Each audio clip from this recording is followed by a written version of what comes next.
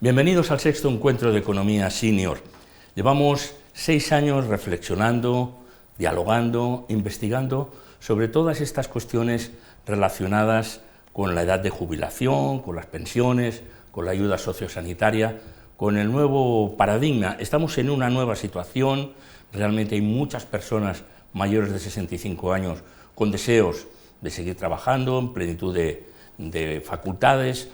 Está cambiando nuestra sociedad y reflexionamos aquí en el encuentro de Economía Senior que, como saben, organiza CaixaBank Enisa, que es la empresa nacional de innovación, y también Senior Economy Forum.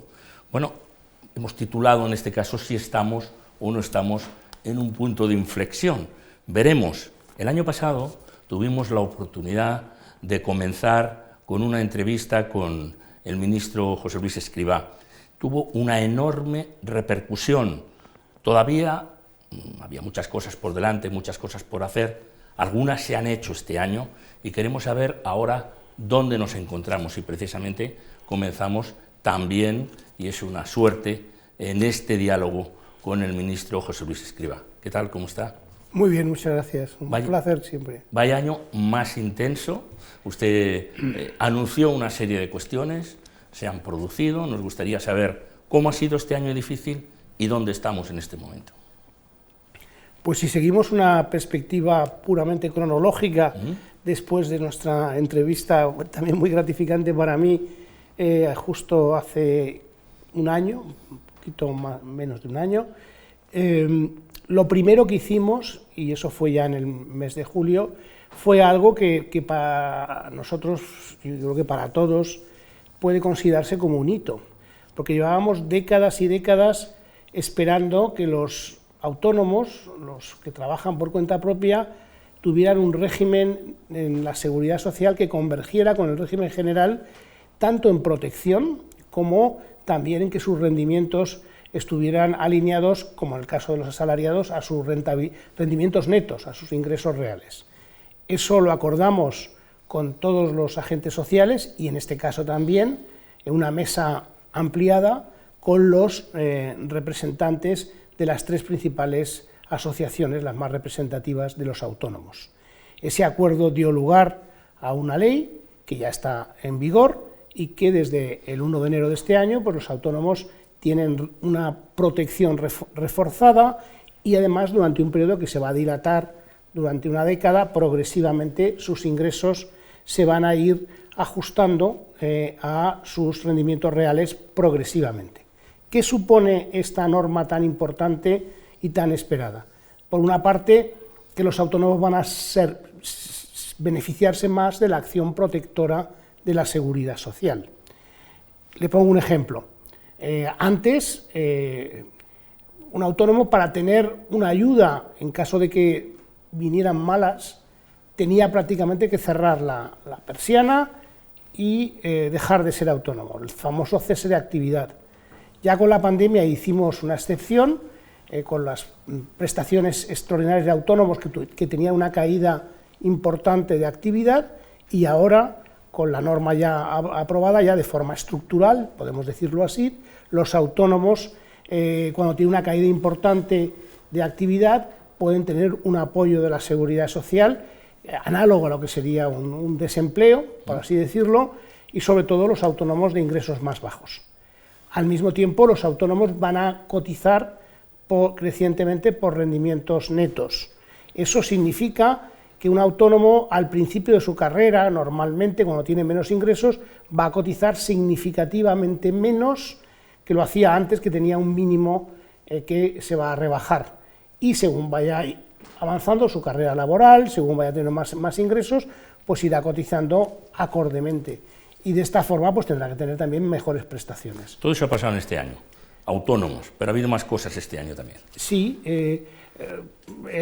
posteriormente hemos creado una nueva ley de planes colectivos de empleo, que es lo que llamamos el segundo pilar del sistema de seguridad social y que en España estaba muy infradesarrollado, porque aunque el pilar fundamental, el primer pilar es el sistema público de pensiones, hay también un segundo pilar que en España había que desarrollar y hemos creado un conjunto de incentivos y una simplificación para que en la negociación colectiva pueda haber planes colectivos de empleo y suplementos de pensiones mediante procedimientos voluntarios. Esta es la segunda norma. Y quizá la norma más importante, que es la que aprobamos hace unas semanas en el Congreso de los Diputados por una amplia mayoría, es el cierre de todo el sistema de la sostenibilidad del sistema de pensiones español. En su momento, justo hace más de un año, hicimos el primer bloque de sostenibilidad de las pensiones y de asegurar su poder adquisitivo y derogación de la reforma del 2013. Ahora lo que hemos añadido son elementos que afianzan esa sostenibilidad a corto, medio y largo plazo. Yo creo que ese es el elemento principal.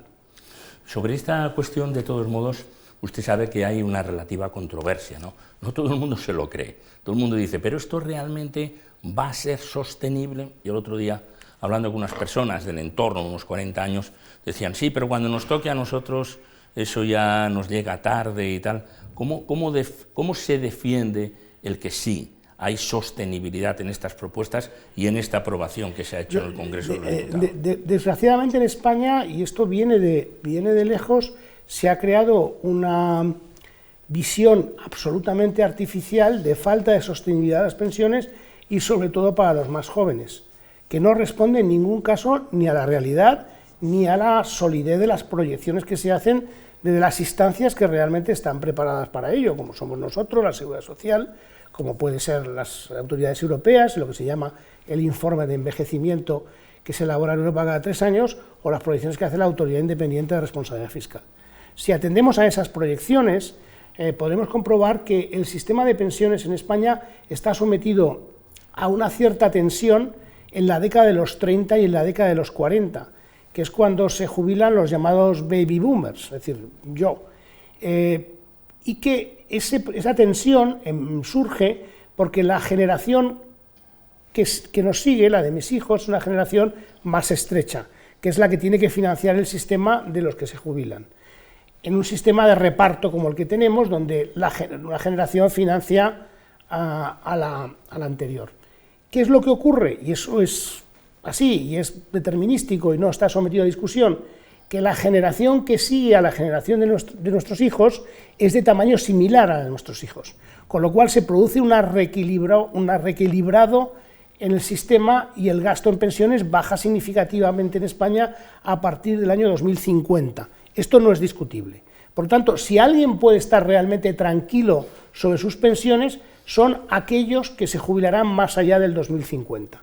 Y para que los que se jubilan hasta el año 2050, los baby boomers, aquellos que nacieron hasta la mitad de la década de los 70, lo que hemos hecho es reforzar el sistema con ingresos y con medidas para que la década de los 30 y la década de los 40 el sistema esté mucho más sólido y robusto, que es cuando realmente tenemos que focalizar nuestras soluciones. ¿No sabe usted la tranquilidad que reparte cuando dice estar tranquilos y lo dice con esa convicción? Y lo dice con esa convicción, sí, y esa seguridad, porque es verdad que siempre hay un run y hay una desconfianza. Hasta ahora me ha costado pronunciarme sobre este run y esta desconfianza, pero ya visto sobre todo lo que hemos vivido en las últimas semanas y el grado de desinformación, sobre todo a raíz de la nueva norma, con el acuerdo que tiene, no me queda más remedio que explicar lo que yo creo que es la causa principal de esa desinformación y que responde probablemente a intereses legítimos, pero que la gente tiene que saber dónde está, qué intereses se defienden y por qué cuando se toman esas posiciones. Precíselos, por favor. Si usted examina de dónde vienen las críticas al sistema, sistemáticamente comprobará que prácticamente en todos los casos provienen de personas o instituciones, fundaciones, etcétera, vinculadas al sistema financiero o al sistema asegurador. Prácticamente en todos los casos. Es decir, cuesta encontrar a alguien que genuinamente independiente y sin ningún interés se pronuncie sobre estos temas de pensiones. La financiación de las investigaciones, de los análisis, de los posicionamientos, tiene ese patrón común que es el sistema financiero en su conjunto y el sistema asegurador. ¿Y por qué? Pues porque realmente en ese mundo, realmente el valor de esas empresas depende en gran medida del conjunto de depósitos o activos bajo gestión o primas que se gestionen. Y eso depende en una parte significativa, y es legítimo, de que si existe incertidumbre sobre el sistema de pensiones, si existe incertidumbre sobre el medio y largo plazo, pues la propensión nuestra es ahorrar más, ahorrar en productos financieros, porque yo no sé si tendré pensión o no. Entonces, esto es lo que hay detrás, y es muy triste, pero es un interés muy común. Pero déjeme decir una observación sociológica que puede ser añadido a eso quizá. La sociedad en general es más timorata después del COVID. Por muchas razones, la gente tiene una mayor aprensión en todo, ¿eh? Es una buena observación. Yo creo que lo que yo diría, bueno, pues esos posicionamientos que son tradicionales en España, es decir, digamos, anuncios de que el sistema de pensiones en España público iba a colapsar, los tenemos desde principios de los años 90, sistemáticamente, y nunca se han cumplido. Y después, a pesar del Pacto de Toledo. Y a pesar del Pacto de Toledo, que le da una fortaleza. Y todas estas opinadores sobre pensiones acuden al Pacto de Toledo y dan sus opiniones y dan sus soluciones. Por lo tanto, hay una canalización en España para que esas posiciones se puedan o no incorporar en el conjunto de recomendaciones. Por eso lo digo, que esto es así. Pero me parece que su observación es una observación muy pertinente. Probablemente el clima en la sociedad, digamos, la actitud media en la sociedad ahora es más proclive, está más inclinada a que las noticias negativas, el pesimismo, digamos, le afecte más. Y es una pena porque, perdóneme que le diga, que igual que el COVID ha sido un gran drama, también la forma en la que hemos salido del COVID y la fuerte recuperación que estamos teniendo, por ejemplo, en el empleo y en el desenvolvimiento económico, incluso en un entorno como la guerra, nos hace pensar que el futuro a veces nos augura situaciones negativas, pero también positivas. Es decir, que yo creo que es simétrico. Yo siempre he defendido que España va mejor de lo que se publica. Absolutamente. Y se lo digo con el tono autocrítico que esto pueda suponer desde los medios de comunicación. Sí. Y eso cuando uno está fuera, yo he estado la semana pasada en Washington, en reuniones en el Fondo Monetario Internacional, en el Banco Mundial, me he visto con muchísima gente, no se puede imaginar hasta qué punto es así cuando lo ve alguien desde fuera que tiene una perspectiva más objetiva y más horizontal de lo que pasa. De todos modos, estamos diciendo que la juventud vaya ahorrando, todo esto está muy bien, pero la juventud lo tiene muy difícil. En primer lugar, para encontrar trabajo, después para tener un salario digno, después para poder encontrar un espacio para ahorrar. Entonces, yo no sé si esos espacios de la colaboración público-privada tendrían que ser favorecidos también para que toda esa gente pudiera entrar contribuyendo, ¿no?, a solidificar desde el punto de vista privado el sistema. Sí, pero yo, permítame que... porque a veces se plantea una relación de intercambio, de contraposición entre reforzar el sistema de pensiones y apoyar a nuestros jóvenes. Es que esto es falso, es decir, son contraponer cosas que no deben contraponerse en ningún caso ni que sirven. A los jóvenes, ¿cómo se les apoya? Se les apoya, por ejemplo, con la reforma laboral. La reforma laboral reduciendo extraordinariamente la precariedad y dándoles trabajos más estables y mejores trabajos, se les apoya así. El plan de recuperación, por ejemplo, todo el esfuerzo inversor que se está haciendo en sectores de alta tecnología, etcétera, son claramente elementos que están generando mejores trabajos. La posición de partida no es muy buena. Lo que se está haciendo en el ámbito de la vivienda, por ejemplo, lo que hemos oído estos días, pero más políticas, todo lo que se ha hecho en el ámbito de la formación profesional y que se está haciendo para que exista un mejor ajuste en el mercado de trabajo entre lo que se demanda y oferta. Es decir, son tantas cosas las que hay que hacer por los jóvenes, pero eso no puede decirse, eso no puede ser a costa de debilitar el sistema de pensiones, es que no tiene sentido.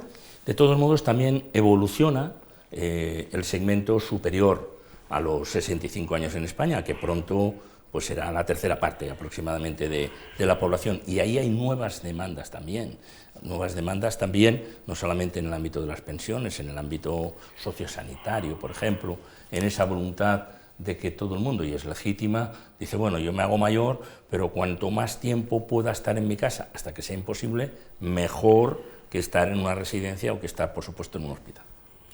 Correcto, yo creo que eso es uno de los objetivos del Plan de Recuperación y Resiliencia. si no mal recuerdo es en el objetivo, en el componente 23. El componente 23 aborda, el componente 22, aborda claramente pues un cambio de enfoque en España. En España la atención para los mayores, de la dependencia y en las personas que realmente necesitan cuidados a partir de cierto momento ha tenido un decantamiento excesivo, y eso está así considerado, hacia las residencias, el cuidado en residencias. Las nuevas tecnologías, las nuevas aproximaciones a los cuidados posibilitan mucho más, deberían posibilitar mucho más en España el que las personas vivan en sus casas mucho más tiempo. Para eso, en el Plan de Recuperación y Resiliencia hay todo un conjunto de proyectos pilotos, trabajando con organizaciones no gubernamentales y trabajando con ayuntamientos, sobre todo, y con comunidades autónomas, pero sobre todo con ayuntamientos, con trabajadores sociales. Hay que esperar los resultados de esos pilotos, que ya están en marcha, pero esos pilotos están justamente diseñados así para, primero, tener la evidencia de que estas formas más novedosas de cuidar a nuestros mayores son eficaces, tienen buenos resultados, y después poderlos escalar completamente a nivel nacional. Pero sabemos que hay países, estoy pensando en los países nórdicos, que ya han hecho estos pilotos, donde los resultados son muy buenos. Sí, aquí siempre está el problema de la preparación digital, ¿no?, de los mayores. Aquí hemos vivido aquella casi insurrección, ¿no?, de los mayores, liderada e inspirada, ¿no?, por aquella persona, Carlos San Juan, con relación a las entidades bancarias, que luego hubo una reacción positiva y todo eso se ha normalizado, o por lo menos estamos en camino de ello. Sin embargo, déjeme decir que las personas mayores también se quejan de que la Administración en este momento iría por detrás de lo que han hecho muchas entidades bancarias, muchas empresas, etcétera, y hay unas listas de espera tremendas, no solamente en la sanidad, también en la seguridad social. ¿Cómo se responde a esto? Tenemos que rejuvenecer las plantillas, lo estamos haciendo. Nosotros, por ejemplo, estamos incorporando justamente este primer semestre del año interinos, no esperando a las oposiciones, pues por un número que está en torno a los 3.000, y va a ir dando resultados. Yo creo que nosotros estamos trabajando en nuevas fórmulas, por ejemplo, la videollamada. La videollamada es algo que prácticamente no utilizábamos en la seguridad social, y que la videollamada permite ahora interacción con las personas de una forma mucho más natural. Ese es otro mecanismo muy importante. Los sistemas de autentificación de las personas, ahora se puede hacer con un selfie, eso elimina muchísimas trabas. Yo creo que el margen, nosotros estamos trabajando, tenemos en la Seguridad Social un plan de acción, porque somos conscientes que sobre todo en algunas provincias y en algunos momentos hay que reforzar la atención. De todas formas, cuando me hablan de la Seguridad Social tiene atenciones al año directas con los ciudadanos por un número de 40 millones de atenciones. Y por lo tanto, que hay algunos problemas en algunas ocasiones y en algunos sitios no debe ensombrecer el hecho de que hace un esfuerzo extraordinario de aproximación al ciudadano. No lo dudamos, y el trabajo es inmenso. Pero sabe que hay colas de más de un mes para poder hacer determinados trámites. Básicamente lo que hay, no hay colas de más de un mes, lo digo porque lo que haya habido es, probablemente después de la pandemia, se ha consolidado un modelo más de cita, que durante la pandemia era inevitable y que después se ha ido instalando. Es el modelo de cita. La Seguridad Social estableció un modelo de cita de solo 7 días. Nos hemos dado cuenta es que lo que tenemos que ir es ampliando el número de citas. El tiempo en el que abrimos la parrilla de citas. En este momento la parrilla de citas la hemos ido ampliando desde 21 días. A partir del miércoles se amplía a 28 días, la parrilla de citas. Pero también es verdad, y esto es muy importante, que tienen que saber las personas que quien tenga alguna atención relativamente urgente, o sea una persona con discapacidad, etcétera, que acuda. El 20% de las atenciones a la Seguridad Social son sin cita. Entonces, quien tenga algo urgente que hacer, en la Seguridad Social hay mesas de atención, que es verdad que durante la pandemia, por las propias circunstancias sanitarias, hubo que eliminarlas, pero se han vuelto a establecer, digamos, las mesas de atención. Uno llega a un centro de la Seguridad Social y tendrá a alguien que le escuche, y si es urgente se le atenderá allí. Nos decía usted que en Washington, hablando con el FMI, también en Europa, hacen referencias, ¿no?, a lo que se está haciendo en España, de cómo afrontar el reto demográfico. Bueno, sería razonable hablar de una industria que genere la longevidad, es decir, toda una serie de servicios, toda una serie de desarrollos que algunos se están implementando en España, a partir probablemente en otras cosas pues habrán pasado por los programas piloto otros países, algo que podamos incluso exportar, algo que pueda determinar un nuevo sector en torno a esta nueva área de la población que tiene capacidad de consumo, que tiene voluntad de actividad y que tiene también la necesidad de incorporar tecnología para que sean mejor esos servicios y esas atenciones. Sí, yo creo que esto es indiscutible, y lo que falta, y en eso hay que trabajar más, probablemente es en tener trabajadores mejor cualificados para esa área. Lo que tenemos en Europa en general y en el mundo, eso lo hemos podido constatar también en las reuniones internacionales, es tenemos tecnología. Las nuevas tecnologías cada vez se van adaptando más a las necesidades de las personas mayores y a darles soluciones, entre comillas. Lo que nos falta, y es donde tenemos que trabajar más, es en que exista capital humano especializado ahí.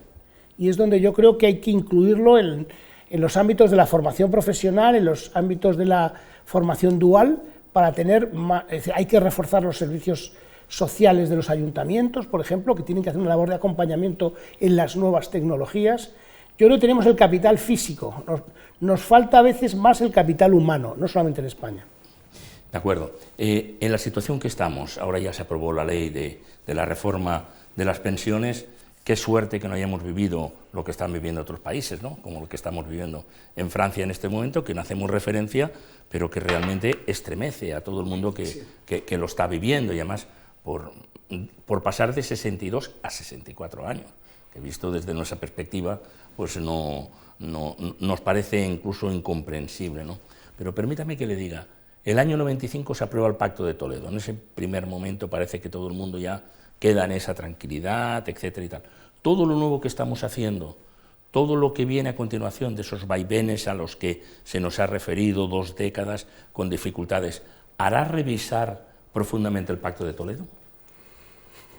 Yo creo que no, es decir, yo creo que no, porque el Pacto de Toledo hizo un muy buen trabajo durante los últimos años, y cuando uno examina las 22 recomendaciones que el Pacto de Toledo realiza al Gobierno en noviembre del año 2020, además prácticamente con solo 2 votos en contra, es decir, con una abrumadora mayoría, y después de haber escuchado la opinión de todo el mundo. Sin duda. Pasó por ahí todo el mundo. Es decir, el Pacto de Toledo hizo un trabajo muy, muy profundo y sobre todo comprensivo, en el sentido de completo, en el sentido de extenso.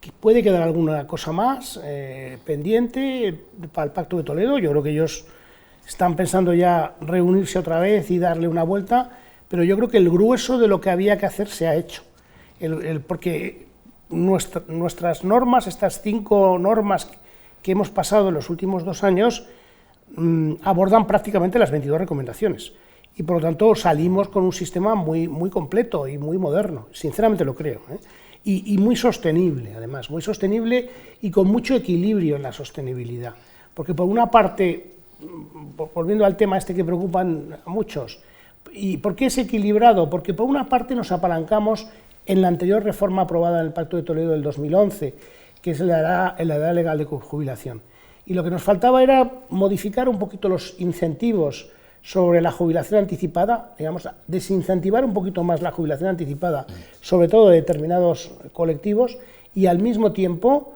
generar incentivos a la jubilación demorada. Hoy estamos haciendo pagos en la Seguridad Social a personas de carreras muy largas, de más de 200.000 euros, pagos en efectivo. Eso ya se está produciendo. Personas que tienen carreras muy largas, profesionales, y que demoran su jubilación años y años, el pago ya se está produciendo desde el 1 de enero del 2000. ¿Como incentivo? Como incentivo. El incentivo puede llegar a ser 13.000 euros por año demorado, o un 4% más de pensión por año demorado, o una combinación de los dos. Este esquema de incentivos a la jubilación demorada está dando ya muy buenos resultados, y de alguna forma es es probablemente el mecanismo más efectivo de sostenibilidad del sistema, porque es que la edad efectiva de jubilación se vaya acercando a la edad legal. Cada año que aumenta la edad efectiva tenemos un reforzamiento del sistema extraordinario, y de alguna forma lo que estamos haciendo con este modelo de jubilación demorada es que la aportación a la sostenibilidad que hacen aquellas personas que por razones voluntariamente y porque vitalmente lo quieren así, trabajar más, es decir, nos repartimos el ahorro que tienen para el sistema entre ellos y nosotros. Muy interesante. Vamos a ir concluyendo, si le parece. Sí. Hemos mirado este año y ha sido un año realmente de vértigo, pero se han alcanzado los objetivos que se habían planteado. Bueno, la legislatura termina a final de año. ¿Qué nos deparará este medio año que nos falta hasta las próximas elecciones? Nosotros lo que tenemos previsto es reunirnos con los agentes sociales otra vez en las próximas semanas, una vez que nos hemos recuperado todos del intensísimo trabajo que se han venido realizando durante 2 años, y yo creo que tenemos pendiente trabajar más en el ámbito de la jubilación parcial. Nosotros a principios de este año hemos iniciado un acuerdo piloto para médicos de atención primaria y médicos de atención primaria en pediatría, que tenemos ciertas expectativas de ver el resultado porque ya está vigente. Lo hablamos con los agentes sociales y lo acordamos con las comunidades autónomas, los consejeros de sanidad, porque hay un problema con los médicos más acuciante que en otros sitios, pues se van a jubilar muchos médicos de atención primaria, se están jubilando ya y en los próximos años. Y habíamos constatado que la mayoría de ellos no prolongaba su jubilación más allá de la edad legal, que normalmente es 65 años.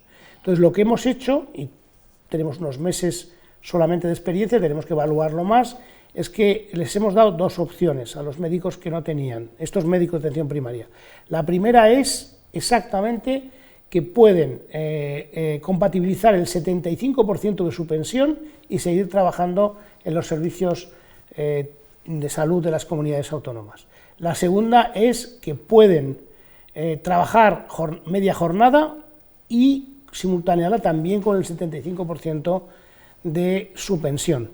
Y por lo tanto esta jubilación parcial, generosa yo diría, y pensada en términos de piloto para ver si realmente con condiciones muy incentivadoras se produce un aumento de la edad, digamos, de las demora en la jubilación, si nos da resultados puede inspirar una política más general. O sea, para otros colectivos que no necesariamente para estos tenemos médicos que mirarlo, sí. De atención primaria. Yo creo que cada vez más en políticas públicas hay que descansar en pilotos, porque realmente no sabemos a priori si se van a producir cambios de comportamiento o no, y entonces hacer un piloto acotado nos da pistas para saber si lo que estamos pensando de verdad se va a materializar.